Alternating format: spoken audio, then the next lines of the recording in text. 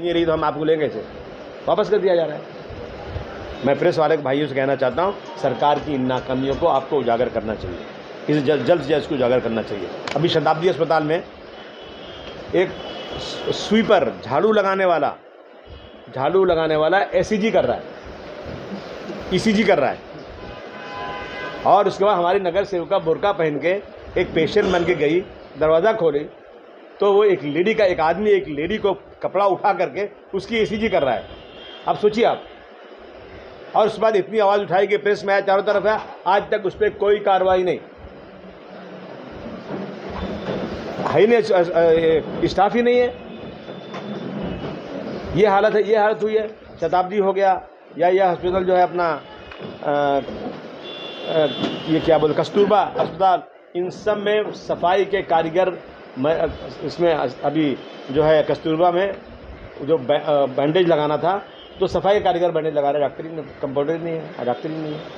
ये बम्बई जैसे शहर में अगर ये होगा तो फिर क्या होगा? मैं समझता हूँ सरकार फेलियर है इन मामलों में सरकार बिल्कुल काम नहीं कर रही है।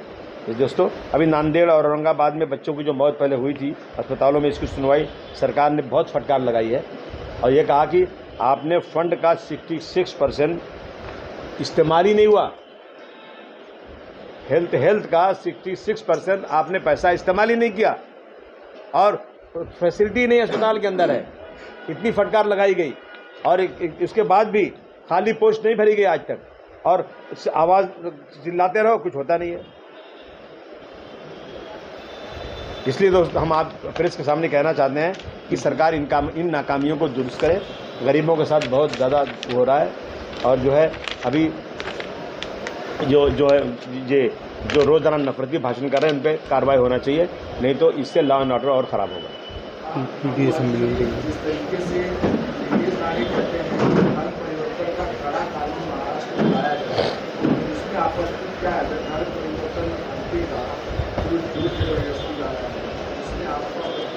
मैं पूछूं, जिस देश में औरत साथ में रह जाए कानून बनाने की बात हो रही है, जिस देश में आदमी के साथ शादी करके रह सकता है, आज़ादी की इतनी बात हो रही है, तो फिर आप धर्म परिवर्तन ला करके आज़ादी क्यों रोकना चाहते हैं? मैं इसमें हिंदू मुस्लिम कोई बात नहीं कर रहा हूँ, लेकिन एक तरफ आप आज़ादी के लिए इतनी बड़ी लड़ाई लड़ना चाहते हो कि इंसान की आज़ादी पे रोक नहीं होना चाहिए, दूसरी तरफ आप ये बात करना चाहते हो। और जिस देश में 85% हिंदू हों, उनकी सरकार हो, उनका प्राइम मिनिस्टर हो, उनका चीफ मिनिस्टर हो, उनका राष्ट्रपति हो, उनकी हुकूमत चारों तरफ हो, उन्हीं को मुसलमानों से खतरा पैदा हो गया है।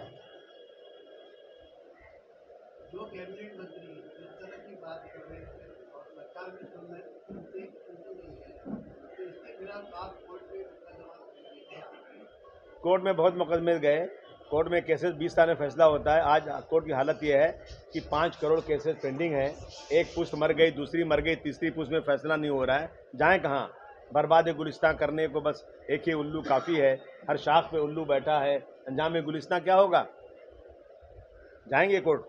मैंने कल 7 तारीख को इस्लाम जिमखाना में समाजवादी पार्टी की एक वकीलों की बड़ी विंग बनाने की तैयारी कर रहा हूँ और उनसे कहूँगा इन चीज़ों पर नज़र रखो। देश की लोकशाही को जहाँ खतरा हो उसमें आप कोर्ट में जाओ।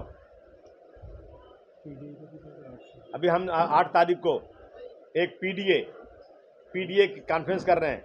उत्तर प्रदेश से जो हमारे एमएलसी हैं, लीडर ऑफ अपोजिशन जो हैं, वो आ रहे हैं उसमें। कौन यादव, क्या नाम उनका? लाल बिहारी यादव साहब आएंगे उसमें, और हम लोग ये नरमन पॉइंट यशवंतराव चौहान का परेड पे यशवंतराव चौहान हॉल में एक बड़ी मीटिंग इसके ऊपर कर रहे हैं, पीडीए के ऊपर।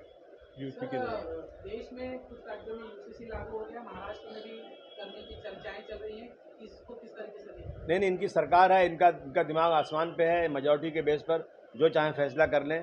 मगर इन्होंने अगर कहा कि एक देश एक कानून, तो इसमें एक समुदाय को एग्जम्पशन क्यों दिया गया? मेरा पूछने का मतलब ये सिर्फ और सिर्फ वोट बटोरने की राजनीति है और कुछ नहीं है। मैं समझता हूँ ये किसी के धर्म में इंटरफेरेंस है, वो बिल्कुल ठीक नहीं है।